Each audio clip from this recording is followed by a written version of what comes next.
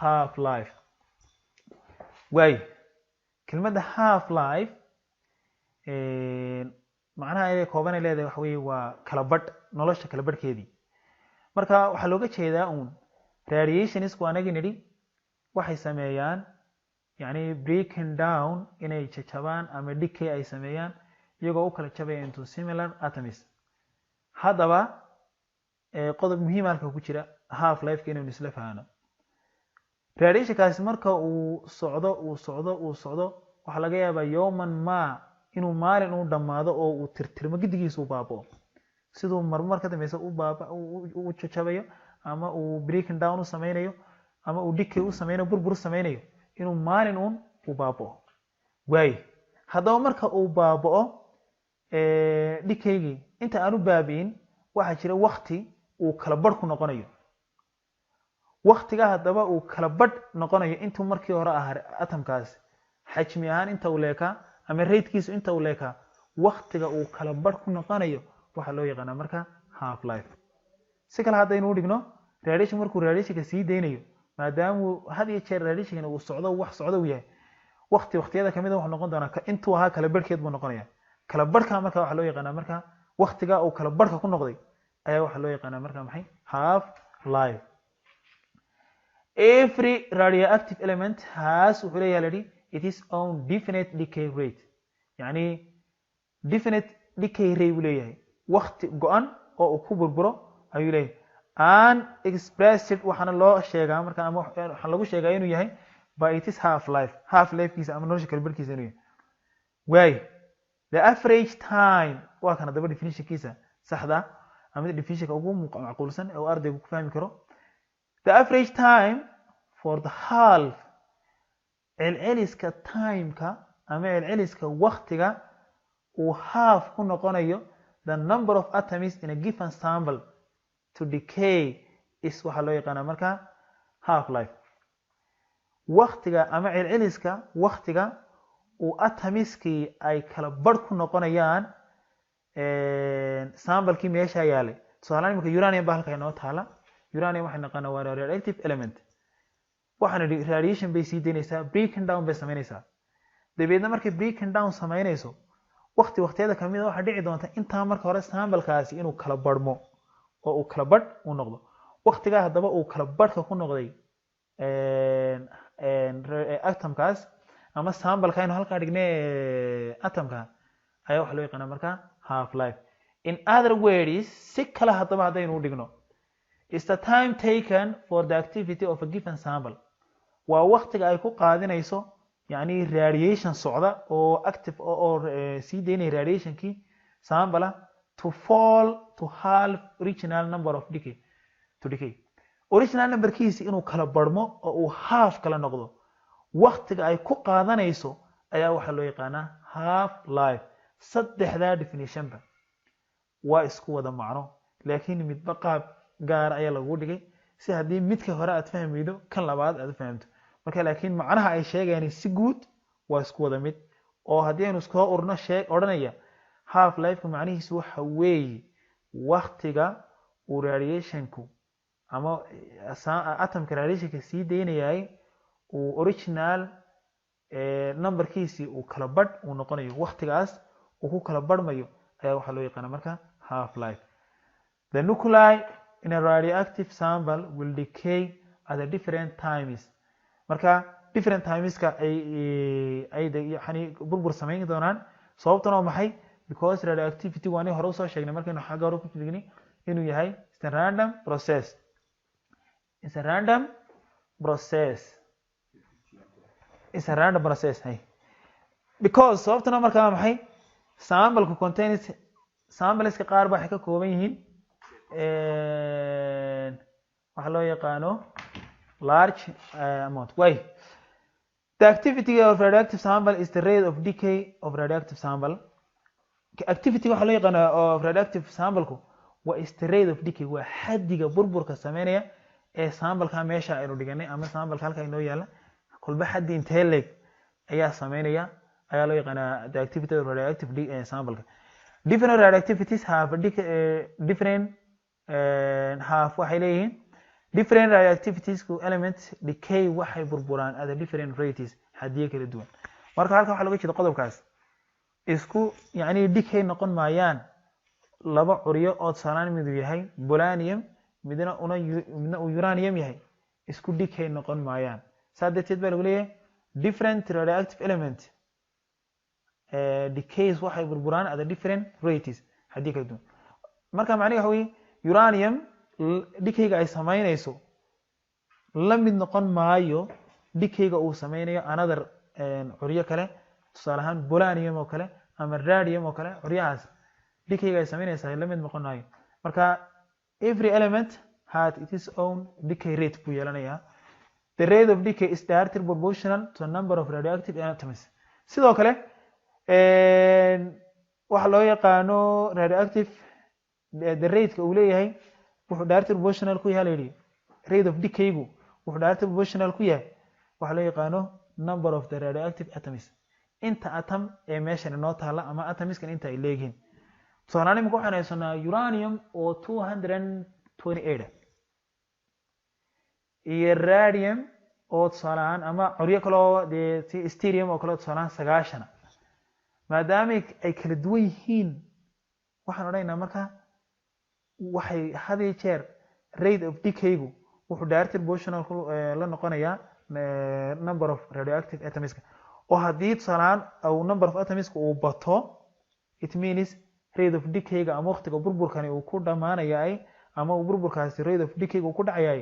aad u badanaysa half life-kiisna tusaale ahaan soo kale uu ka badanaya waa kan hoosta ku qorayba the half life of the radioactive element is the time taken waa waqtiga ay ku qaadanayso for its activity to decrease uu ku yaraanayo to half uu ku noqonayo marka half ama kala badh uu ku noqonayo oo uu kaga noqonayo marka to its original value giisi hore ee uu lahaa halkan maxaa loo jeedaa qodobkaas samtu taagno half life macnihiisu waxa weeye tusaale waxaan haysanay 1000 atom baynu haysanay oo uranium 1000 atom decay bay sameynaysaa way soo burburaysaa way yaraanaysaa 1000 kala badhkiisu wuxuu noqonayaa 500 haddaba time-ka inta uu 1000 kaga soo bilaabay ilaa uu 500 ku soo gaadhay burburkaas oo intaasoo atom ay soo burburayeen ayaaba waxa loo yaqaanaa half life ayaa loo yaqaanaa half life marka haddaba uu dhaco the time of one half life uu dhacayo activity-gii kala badh buu noqonayaa is halved number of active atoms-kana half ay noqon active atoms macnaheedu waxa weeye kuwa sameynaya decay-ga sameynayana kala badh ay noqonayaan the rate of radiation emission is halved radiation-ka soo baxayana wuxuu noqonayaa marka maxay kala badh ayuu noqonayaa waay qaabkeenu u xisaabinaynaa haddaba half life-kan isla fahnay waa waqtiga yani uu ku noqonayo kala badh marka uu atomku uu radiation sii daayo uu intiisii originalkii u ahaa uu kala badh uu noqonayo saynu u xisaabinaa hadda waqtigaas we know that baa la yidhi markaa after one half life marka uu dhaco fiiri halka one half life marka uu dhaco one half of the original radioactive nuclei remain waxa hadhay kala badh baa inoo hadhay originalki tusaale ahaan waxaan haysanay 1000 atom baynu haysanay one half life marka uu dhaco macnaheedu waxa weeye 500 baa inoo soo hadhay two half life markay dhacaan 500 sii kala badh 250 baa inoo soo hadhay saa darteed marka waxaan leenahay marka one half life marka uu dhaco one half of the original radioactive nuclei remains ayay noo soo hadhay after two half life marka uu noo soo hadho waxa la yidhi marka one of the halves of remains ama si kale haddii loo dhigaba 1/4 of the original radioactive nuclei remains rubuc kamida ayaa inoo hadhaya iminka 1000 marka laba half life u dhacaan rubuc baa inoo soo hadhay rubuc macnaheedu waxa weeye 1000 oo 4 meelood loo qaybiyo 1000 marka 4 meelood loo qaybsho it means waa 250 oo 1000 half life-kiisa koobaad waa 500 half life-kiisa labaadna wuxuu noqonayaa maxay waa 250 marka quarter of the original radioactive nuclei ay noo noqonaya si kale markaynu u dhigno we can say waxaan odhan karnaa marka one half life oo intaas half life calaamadda yar baa la soo qaataa waa half 1 divided by 2 of the original radioactive nuclei ayaa noqonaya 2 half lives marka uu dhacana 1 divided by 4 oo ah rubuc ayaa inoo soo hadhaya original waa 2 half life markay dhacaan 2 half life markay dhacaan rubuc kamida ayaa inoo soo hadhaya of the original radioactive nuclide remains marka sidan waa iyadoo in words ku qoran qaacidadii laakiin waxaan rabnaa inaan in mathematics ku qoran this can be written as follow an equation as follow sidan oo kale aynu qoran karnaa qaacida ahaan ama equation ahaan isleeg ahaan the amount remaining markaynu xisaabinayno originalkii inta inoo soo hadhay qaacidaynu isticmaali doonaa haddii la yidhaahdo qaacida waxa weeyaan 1 divided by 2 power n times original amount marka qaacidooyinka qaar buugta qaar waxaad ku arki doontaa anuu imika iyadoo saxan kusoo qori the amount of remaining waxay la mid tahay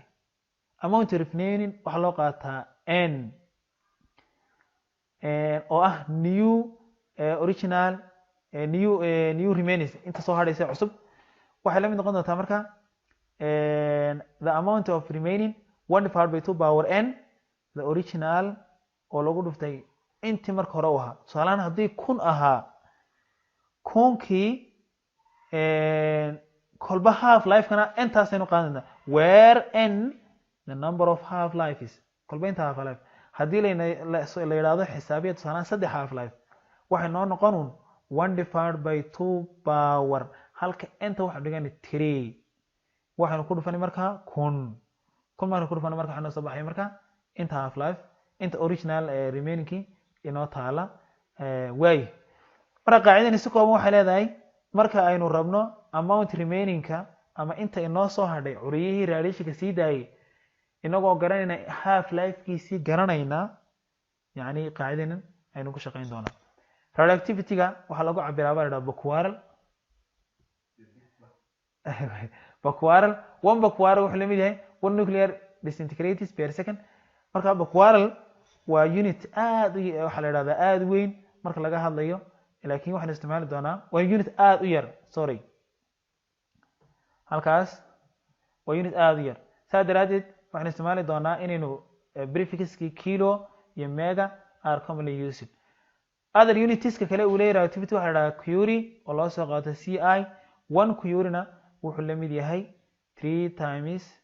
3.7 times 10 to power 11 3 times 10 to power 11 becquerel intaasoo la mid noqon doona example-ka koowaad aynu imanna haddaba waxaynu nidhi half life-ku waa waktiga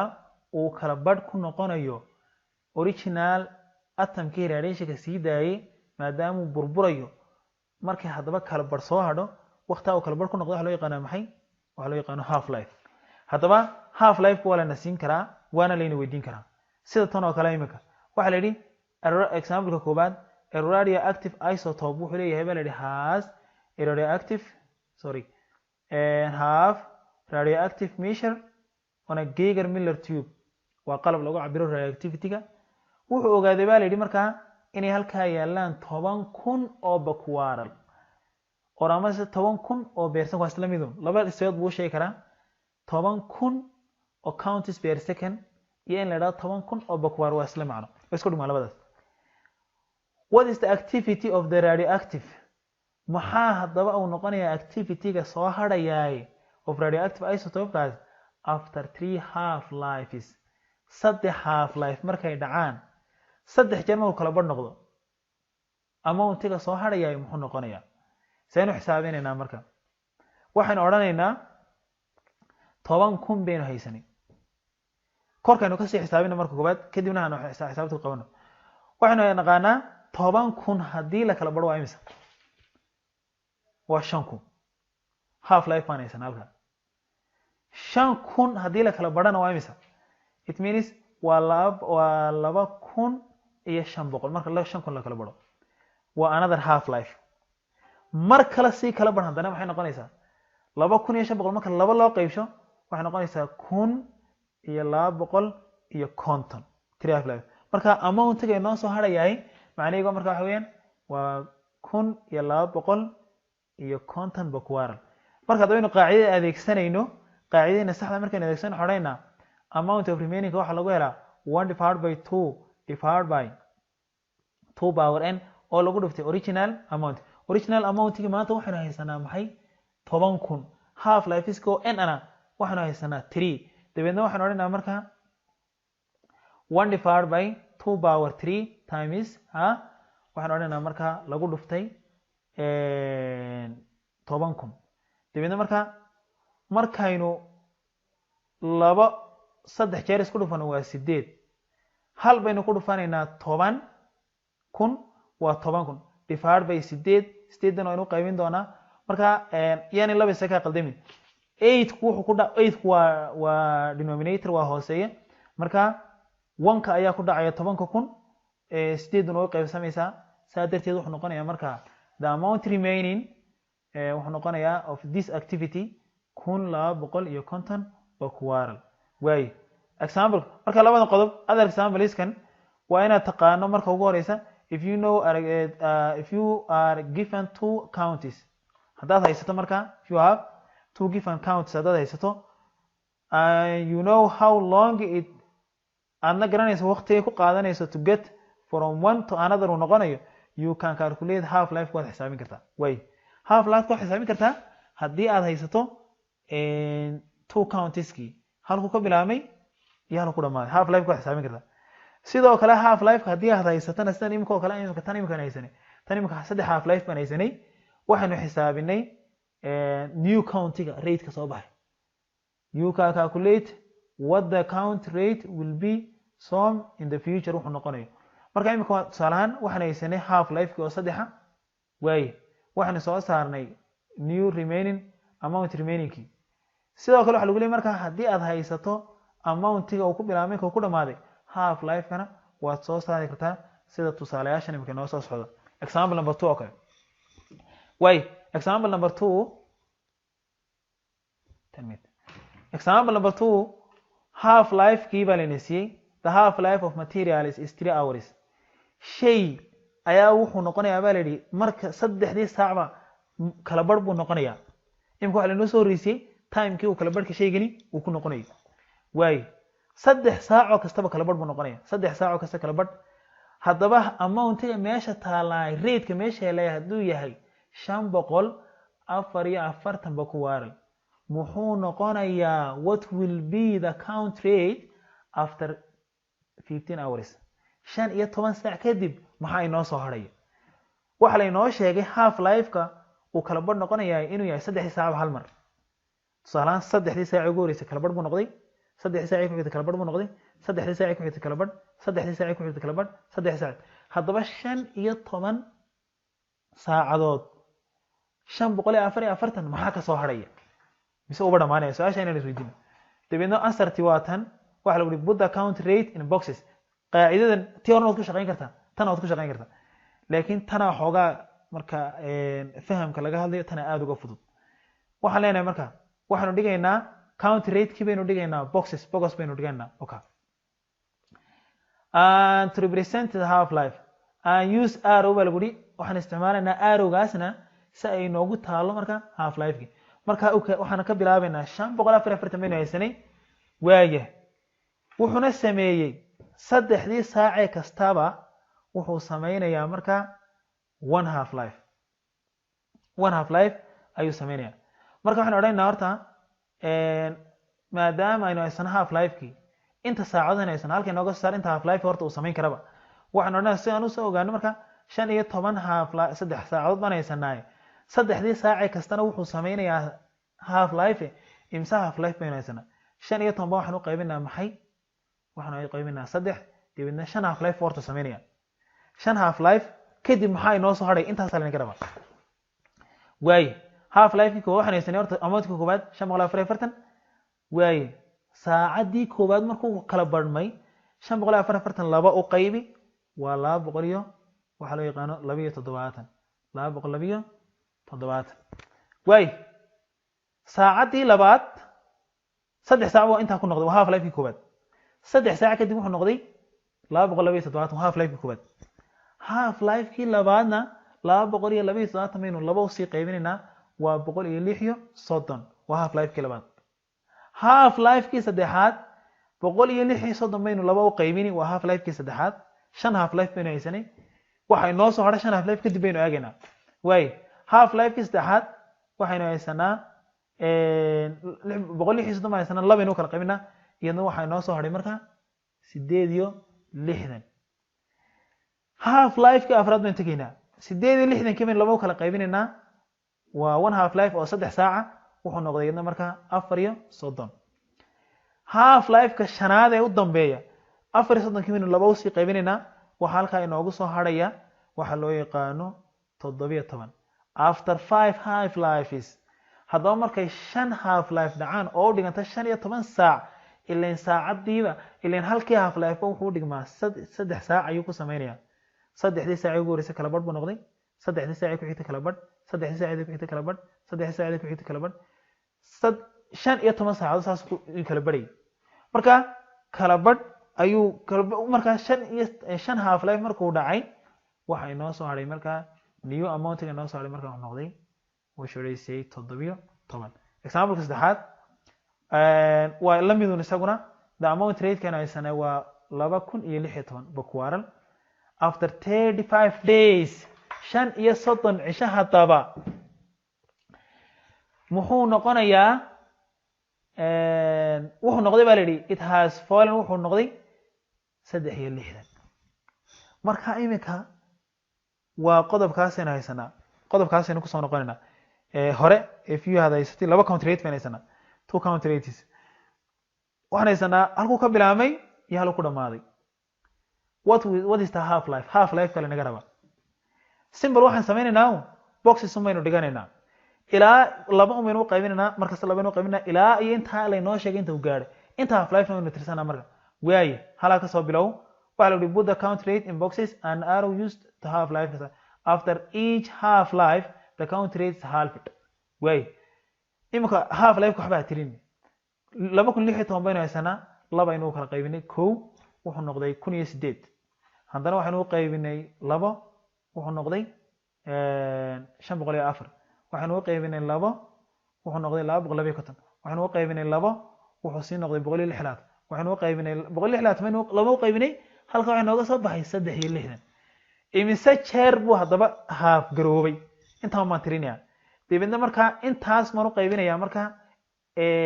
waxa loo yaqaano intii after 35 days way halka half life aynu iska haysanaa half life koobaad kii labaad kii saddexaad kii afraad kii shanaad it means wuxuu sameeyay 5 half life markay dhaceen ayaa 2016 waxay gaadheen 2016 waxay gaadheen 63 ay ku soo hadheen 63 baabay noo soo hadhay intaas ay noo soo hadhay saa darteed marka 35 days ay inta noqotay 35 kan soo qaadanaya waxaan oranayaa in going on from wuxuu ka bilaabay 2016 wuxuuna gaaray 63 there are 5 half lives baa jira say ku jiraan marka if 5 half lives takes 35 days ha ku qaadatay each half life na imsu noqonaya imise cisho marka la joogo kala badhmay hadaba su'aashu waa intaas imise cisho marka la joogo ayuu kala badhmay imika waxaan garanaa 5 half life ayuu sameeyay 5 half life uu sameeyay 35 days na waxa ku soo hadhay meeshii 360 dabeedna waxaan marka 5 half 35 kii cishayna haysanay ayaan waxaanu qaybinaa 5 half life dabeedna marka 35 loo qaybshay 5 waxa meesha inoogu soo hadhay 7 days taa macnaheedu marka waxa weey 2016 7 cisho markay joogtay kala badh bay noqotay waaye waxa soo hadhay 2008 7 cisho kale markii la joogay kala badh bay noqotay waxa soo hadhay waxa loo yaqaano 504 7 cisho kale markii la joogay waxa soo hadhay 250 7 cisho kale markii la joogay waxa soo hadhay 260 7 cisho kale markii la joogay waxa soo hadhay 100 may 360 baa soo hadhay marka saasay ku noqonaysaa 7 days ayuu half life ki ku noqonaya the new half life marka wuxuu noqonayaa maxay waxa loo yaqaano what should I say 7 days way waxa jirta marka half life iyadoo la isticmaalayo graph in la soo saaro ama la xisaabiyo a graph showing how the count rate decreases waxaana tusinayaa marka graafkani sida uu count ratekaas ama rateska decay rateku uu u yaraanayo as the time goes will have the curve like below. For any particular radioactive isotope ama radioisotope, the count rate and the time will be different. Marka fahanka guud horta aan isla qaadano. Graafkan wuxuu ka kooban yahay waa rate ama amount rateki ama count rateki ama number of atoms si kala boodhig saad u fahmayso oo dhinaca verticalka iyo timekii oo ah dhinaca horizontalka. Marka waxaan arkaynaa graafkaas dhinac markuu soo yaraado markastoo atomku soo yaraado atomadu ay soo yaraadaanba markastoo atomkani hoos soo dhaco it means timekuna uu badanaya oo timeku wuxuu atomkana waxay ugu badnaayeen markay ahaayeen 1600 ama 1600 markuu taagnaa waa markuu timeku 0 ahaa. hadda kadib markuu hoos soo dhaco timekuna uu sii badanaya 10 days 20 days 30 days 40 days about that way. waxaan isla fahanaa hadaba halkaa waxaa ku jira 1600 waynu garan karnaa 1600 the easiest way waa kan habka looga saarayo. The easiest way habka ugu fudud to measure half life from the graph is to read waa inaad akhrido xaggaas aad akhriyaysaa. Read original count at 0 days marka uu yahay 0 days marka uu yahay ayaad akhriyaysaa. 0 days markuu noo yahay kor baan u baxnaa halka graafku noogu beegay macnaheedu waa 1600. Go down baad hoos u dhaadhacaysaa ilaa iyo kala badh imsuu noqonaya 1600 baan haysanay 1600 marka laba loo kala qaybsho waa maahay waa 800 way 800 count way noo soo haray. waxaad samaynaysaa line baad sawiranaysaa to the curve adigoo ku soo xidhaya marka